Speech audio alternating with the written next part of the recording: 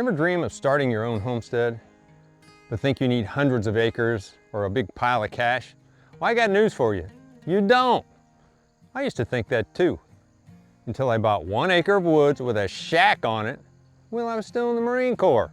No pasture, no fences, just a bunch of trees and a crummy little house, and a whole lot of work ahead.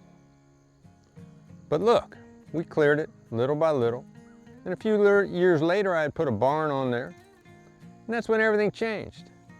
That first acre taught me something I wish I'd known much sooner.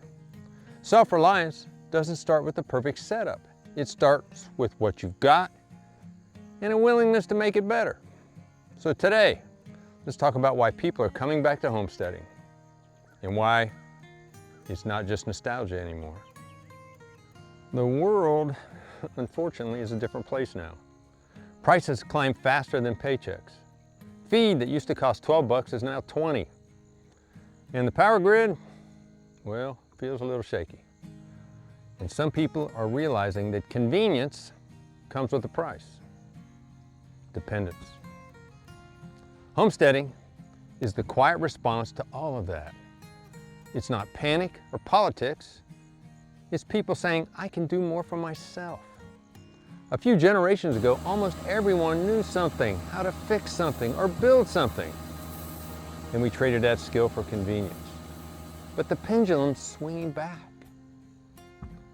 Folks are hungry, not just for food, but for meaning. Out here you get both. When you grow even a small part of what you eat, you feel it.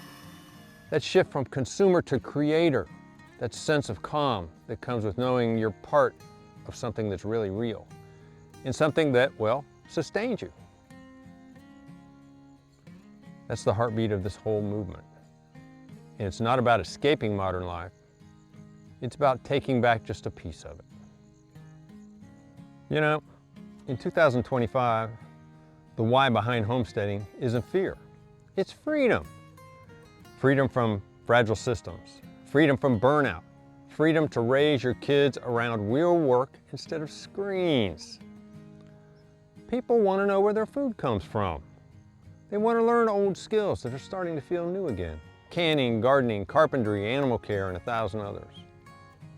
And maybe most of all, I think they want community.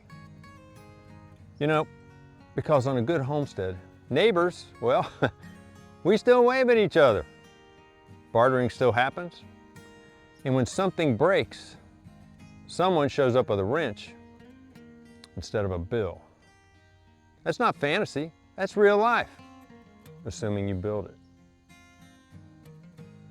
And you don't need 50 acres to build it. Start with what you can manage, because it's not about land size, it's all about mindset. You know, I get this all the time. People ask me why I live this way. And I tell them it's not about being perfect. It's simply about being present. You're going to fail sometimes. Seeds are not going to come up. Tools break, and the weather, well, the weather always wins. But every one of those failures teaches you something money will never buy. Homesteading reminds you of what matters. Time with your family. Food with flavor. Imagine that. And work that means something, instead of sitting in a cubicle off in some hole somewhere. It's not about control, it's about peace. And that kind of peace doesn't start with acreage. It starts with a single decision.